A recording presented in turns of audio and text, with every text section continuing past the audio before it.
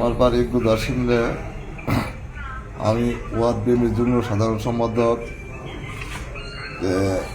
থানার থেকে হাসিব স্যার আর মুর্শেদ স্যার গেছে আমাদের বাড়ির সামনে। আমি আর হাসিব ভাই ডাক দিয়েছি, হাসিব ভাই কই যেতেছে।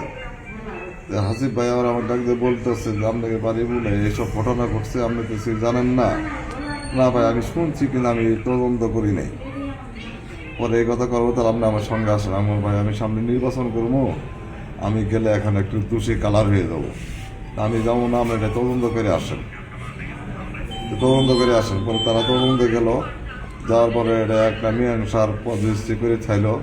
তারপরে আমি চলে আসে বলবো। এর মধ্যে আয়েব ভাই গেল, আয়েব ভাইয়ের সাথে দেখা।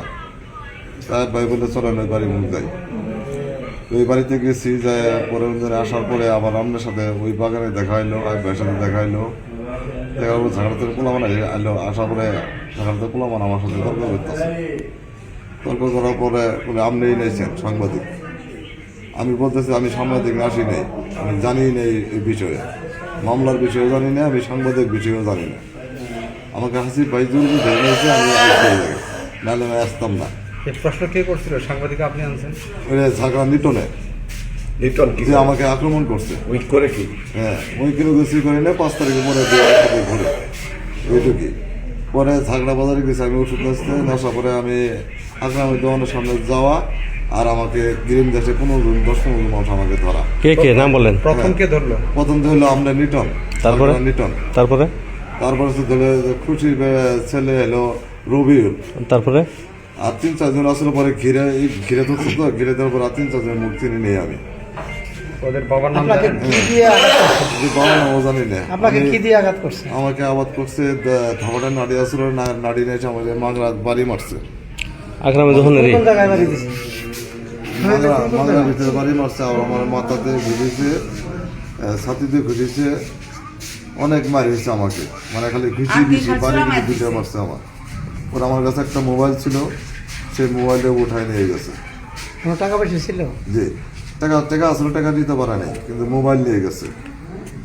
বুঝছে? পরে হাসপাতালে এলাম, হাসপাতালে আসার পরে একশো করাদের অনুমতি দিল। এই তৈরি অবস্থা। আপনার এখন কি চাচ্ছেন তাহলে? আমি এখন সুস্থ বিচার চাইতেছি। আমি একটা সুস্থ তদন্ত করে আমাকে যেটা অন্যায়ভাবে যে আমাকে মারা হইলো, এটা কঠোর আমি শাস্তি দাবি আবেদন করতেছি। আপনি কোন দলের সাথে সম্পৃক্ত আছেন? আমি পুরাটা দেবেন। আমি বিএনপি বিএনপির যুগ্ম সাধারণ সম্পাদক। 5 নং ওয়ার্ড বিএনপির যুগ্ম সাধারণ সম্পাদক।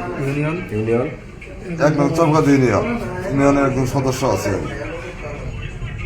আপনার বাবার নাম? আমার বাবার নাম সরাব মন্ডল। আমার নাম মোহাম্মদ মুকুল হোসেন।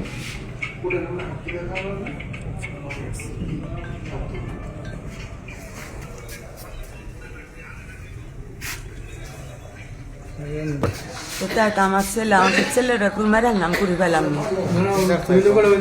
আমার ছেলে যারা মারছে আমি সুস্থ বিচার চাই। আমার আর কোনো কিছু ছেলে আমার মায়েরা ফেলেন, আমি করে পেলাম না। আমার সন্তানই তো একজন।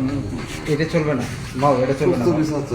আপনি বলেন যে আমার ছেলে মারছে বেয়ার নাই, তাকে আমি সেই শুনলাম না। বিচার চাই, একটা মেনকে বিচার ডান করবেন, সুস্থ হয়। ব্যাটার ছবি নেন। নামগুলি লেখেন।